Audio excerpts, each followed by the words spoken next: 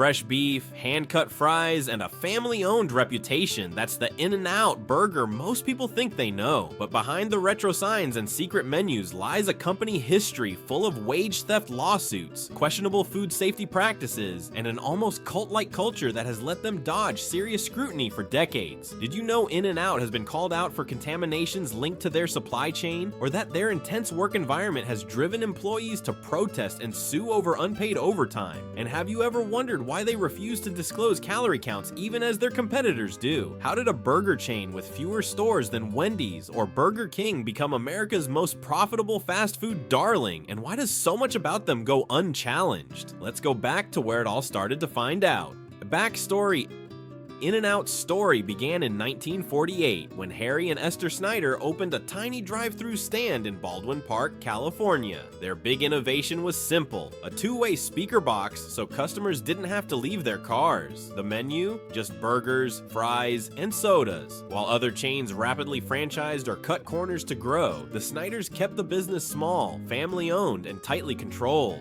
The chain's no freezers, no microwaves philosophy and promise of fresh, never-frozen beef helped build a powerful mystique, especially in California. By the 1980s and 90s, In-N-Out had expanded beyond Los Angeles. People started driving hours just to taste what they believed was the best burger in America. But as the chain grew, it faced challenges the founders never imagined: labor disputes, supply chain contamination scares, and questions about whether fresh really meant safer or healthier. The rise and turning point, In-N-Out is unusual among fast food giants. They never sold out to Wall Street or franchised their locations. Every store remains company-owned, and the Snyder family controls operations to this day. That strategy fuels the brand's story: authentic, family-run, better than corporate chains. But behind this carefully maintained image is a company that's been accused of everything from wage theft to misleading marketing. One of the most controversial practices is their refusal to publish full nutritional data on menu boards, even after California required major chains to do so in the 2000s. While McDonald's, Taco Bell, and even Five Guys disclose calories prominently, In-N-Out has fought to keep their menus free of clutter. According to critics, this helps protect their health halo, while quietly keeping customers in the dark about just how many calories and how much sodium and fat they're eating. Discrimination: In-N-Out's carefully crafted image of wholesome values took a hit in 2025 when a former employee filed a $3 million lawsuit accusing the company of racial discrimination and retaliation over his hairstyle. Elijah Obeng, who worked at an In-N-Out in Compton, California, said he was repeatedly harassed by managers because of his hair. Even though he braided it neatly and tucked it under his hat following company policy, supervisors allegedly singled him out and ordered him to shave his natural sideburns. When Obeng refused, citing California's Crown Act, a law that bans discrimination based on natural hairstyles, he says he was sent home in front of his co-workers and later fired. The company's official reason: prior write-ups. But Obeng's lawsuit claims that it was just a cover to get rid of him after he stood up for his rights. The case highlights something many customers never think about: In-N-Out's old-fashioned, clean-cut standards can collide with modern workplace protections, especially for Black employees whose hair is part of their cultural identity. While In-N-Out declined to comment on the lawsuit, the situation raises an unsettling question: how much of the company's obsession with image is really about food, and how much is about controlling employees down to the smallest personal details? The truth about fresh ingredients: In-N-Out has built its entire reputation around the promise of fresh beef.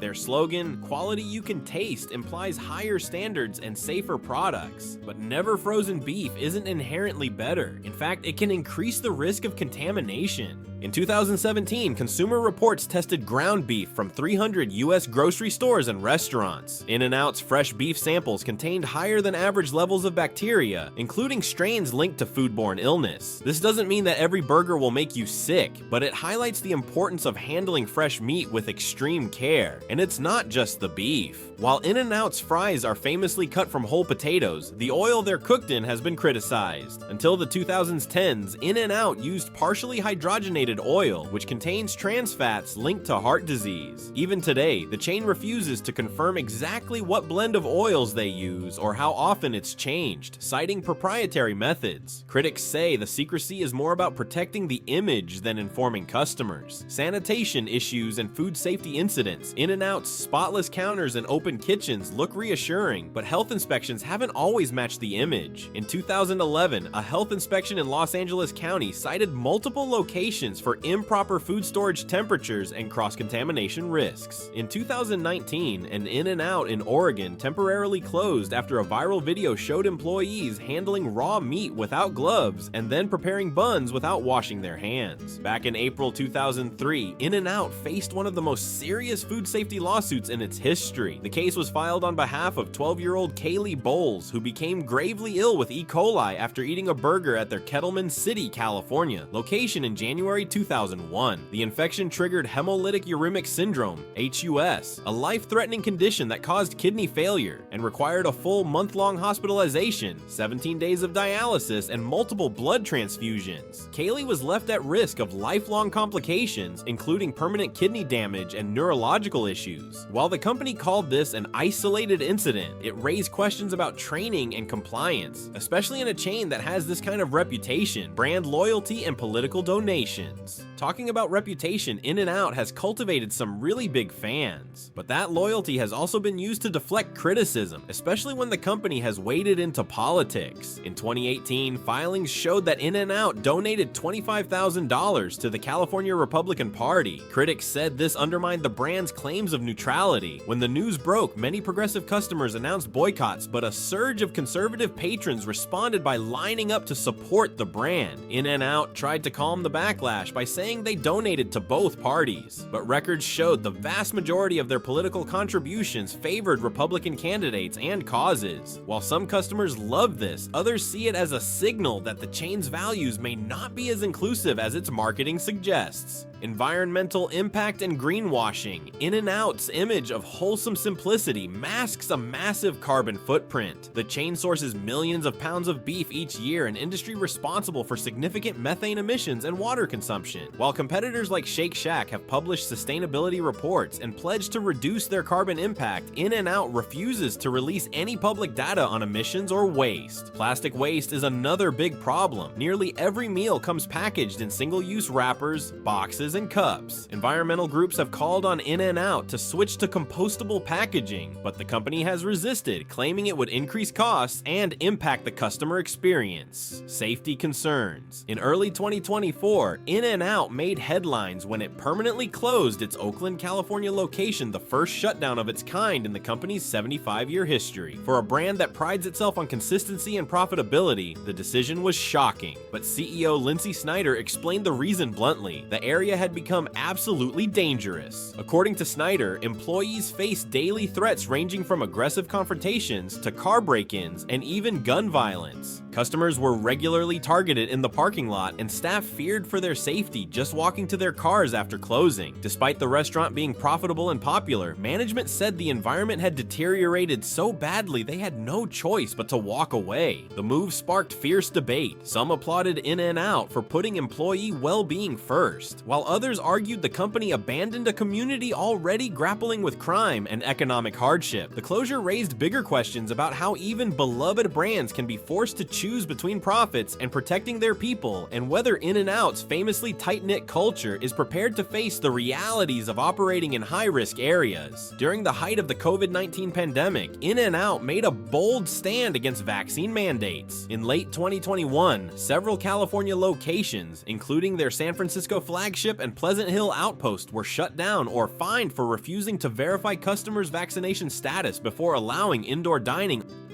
Unethical control. One thing In-N-Out doesn't advertise is how their tight-knit, family-controlled structure has sometimes enabled questionable decisions to stay hidden. Unlike publicly traded companies where shareholders and boards can demand transparency, In-N-Out answers only to the Snyder family and a handful of longtime executives. Critics argue this lack of outside accountability is precisely why the company can keep its policies and problems behind closed doors. Employees have described an unspoken expectation to stay quiet about internal problems because the company is like family, and anyone who goes public risks being blacklisted in the tight-knit California restaurant world. Even some franchise experts say In-N-Out's closed-off corporate culture makes it almost impossible to know how widespread issues like wage theft, retaliation, and food safety lapses really are. political influence. In addition to donations to the California Republican Party, In-N-Out has spent millions lobbying against labor regulations, minimum wage increases, and environmental policies in California and Nevada. Between 2010 and 2020 alone, the company contributed to trade groups that actively oppose stricter emissions rules for beef producers and higher penalties for wage violations. In other words, while the brand presents itself as wholesome and family-focused, it has quietly invested in protecting its profits from reforms that might benefit workers and consumers. So here's what we've learned: settled lawsuits over wage theft and retaliation against employees, faced contamination scares and food safety violations, refused to disclose calorie counts while marketing itself as healthier, donated heavily to political causes, sparking backlash and boycotts, produced massive plastic and carbon waste while refusing to set sustainability targets. Does that mean you should never eat there again? That's for you to decide. Some people will keep coming back for the nostalgia and taste. Others can't feel good supporting a company with this track record. One thing is clear: In-N-Out isn't just another burger chain. It's a brand with a carefully constructed image that doesn't always match reality. If you learned something new today, hit that like button and subscribe for more deep dives exposing the hidden side of America's favorite food brands. And let me know in the comments, are you still eating In-N-Out after watching this? Or will you think twice before your next drive-through run? I'm already working on my next video about another fast food icon, and trust me, the secrets I'm uncovering are even worse.